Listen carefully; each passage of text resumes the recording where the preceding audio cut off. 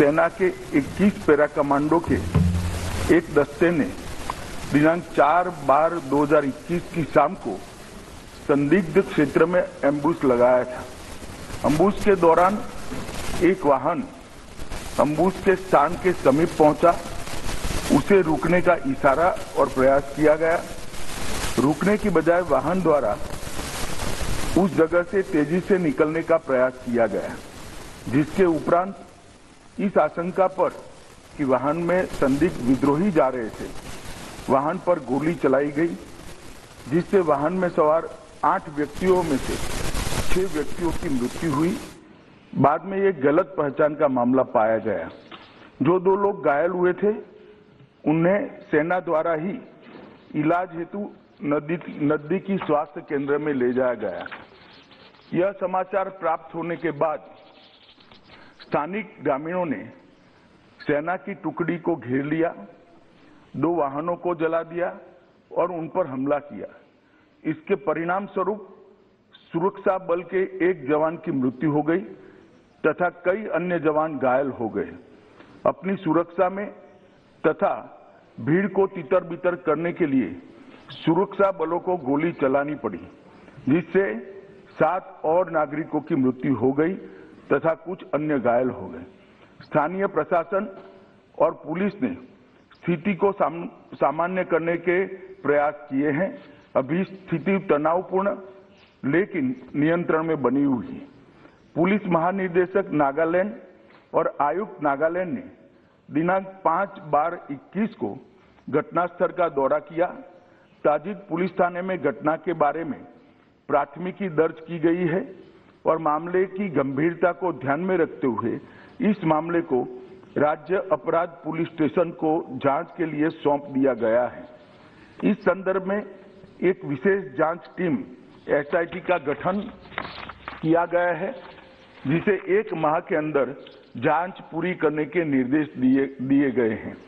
उपरोक्त घटना के पश्चात दिनांक 5/12/21 की शाम में लगभग 250 लोगों की उद्वेलित भीड़ ने मौन शहर में असम राइफल की कंपनी ऑपरेटिंग बेस पर तोड़फोड़ की।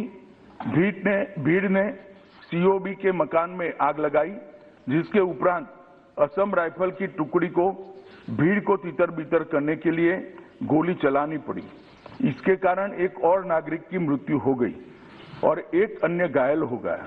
प्रभावित क्षेत्र में किसी और अप्रिय घटना को रोकने के लिए अतिरिक्त बलों की तैनाती कर दी गई है। सेना की 3 कोर मुख्यालय द्वारा एक प्रेस वक्तव्य जारी किया गया है, जिसमें निर्दोष नागरिकों की दुखद मृत्यु के घटनाक्रम पर अत्यधिक दुख सेना द्वारा व्यक्त किया गया है। सेना द्वारा इन दुर्भाग्यपूर्ण मृत्यु के कारणों की जांच उच्चतम स्तर पर की जा रही है और कानून के अनुसार समुचित कार्यवाही की जाएगी। घटना की सूचना मिलने पर मैंने तत्काल नागालैंड के गवर्नर और मुख्यमंत्री जी से संपर्क किया।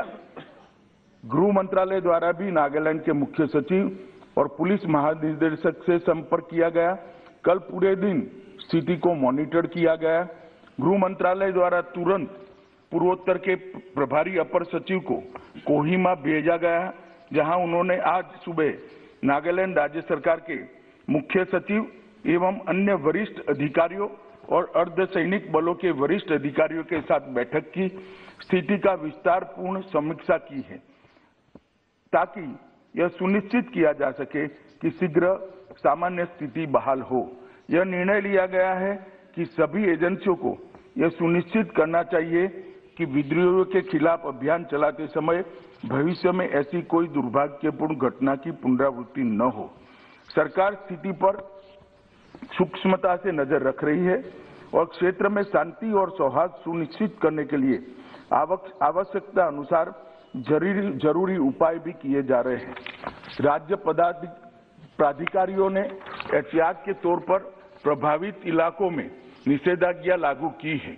भारत सरकार नागालैंड में हुई इस दुर्भाग्यपूर्ण घटना पर अत्यंत खेद व्यक्त करती है और मृतकों के परिवारों के प्रति गहरी संवेदना व्यक्त करती है।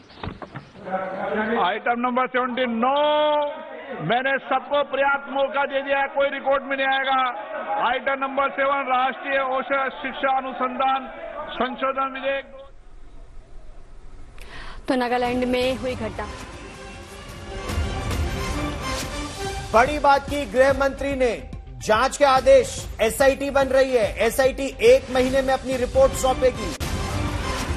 4/12/2021 को सेना ने एक एम्बुश लगाया था और उस एम्बुश में सेना के पास जानकारी ये थी कि कुछ मिलिटेंट्स उस इलाके से आ सकते हैं। एक गाड़ी आ रही थी, उस गाड़ी को रोका, गाड़ी नहीं रुकी। गाड़ी एम्बुश जिस तरह पर सेना ने जहां पर सिक्योरिटी पिकेट लगाया था उस पिकेट पर नहीं रुकी ये गाड़ी और निकल गई। इसीलिए सेना ने फायरिंग की। इस फायरिंग में गृह मंत्री ने अभी संसद को बताया कि 6 लोगों की उसमें मृत्यु हो गई। 8 लोग थे उस गाड़ी में, 2 लोग घायल हैं। उन्हें सेना ही स्वास्थ्य केंद्र में लेकर भी गई। लेकिन इसी बीच गांव वाले वहां बड़ी संख्या में आ गए और गांव वालों ने सेना को हर ओर से घेरा और सेना पर जब हमला हुआ तो सुरक्षा बलों ने भी जवाबी कार्रवाई की, जिसमें एक सेना के सिपाही की मृत्यु हो गई। स्थिति इस समय तनावपूर्ण तो है लेकिन नियंत्रण में है। बड़ी बात की गृह मंत्री ने। से तेजी से निकलने का प्रयास किया गया, जिसके उपरांत इस आशंका पर कि वाहन में संदिग्ध विद्रोही जा रहे थे, वाहन पर गोली चलाई गई, जिससे वाहन में सवार 8 व्यक्तियों में से 6 व्यक्तियों की मृत्यु हुई। बाद में एक गलत पहचान का मामला पाया गया। जो 2 लोग घायल हुए थे उन्हें सेना द्वारा ही इलाज हेतु नजदीकी स्वास्थ्य केंद्र में ले जाया गया। यह समाचार प्राप्त होने के बाद स्थानिक ग्रामीणों ने सेना की टुकड़ी को घेर लिया, 2 वाहनों को जला दिया और उन पर हमला किया। इसके परिणाम स्वरूप सुरक्षा बल के एक जवान की मृत्यु हो गई तथा कई अन्य जवान घायल हो गए। अपनी सुरक्षा में तथा भीड़ को तितर-बितर करने के लिए सुरक्षा बलों को गोली चलानी पड़ी, जिससे 7 और नागरिकों की मृत्यु हो गई तथा कुछ अन्य घायल हो गए। स्थानीय प्रशासन और पुलिस ने स्थिति को सामान्य करने के प्रयास किए हैं। अभी स्थिति तनावपूर्ण लेकिन नियंत्रण में बनी हुई है।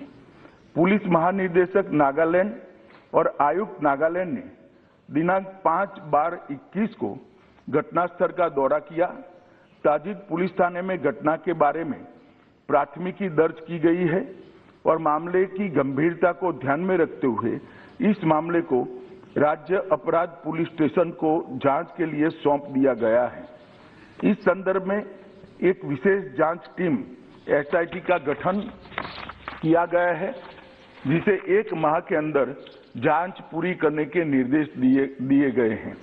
उपरोक्त घटना के पश्चात दिनांक 5/12/21 की शाम में लगभग 250 लोगों की उद्वेलित भीड़ ने मोन शहर में असम राइफल की कंपनी ऑपरेटिंग बेस पर तोड़फोड़ की।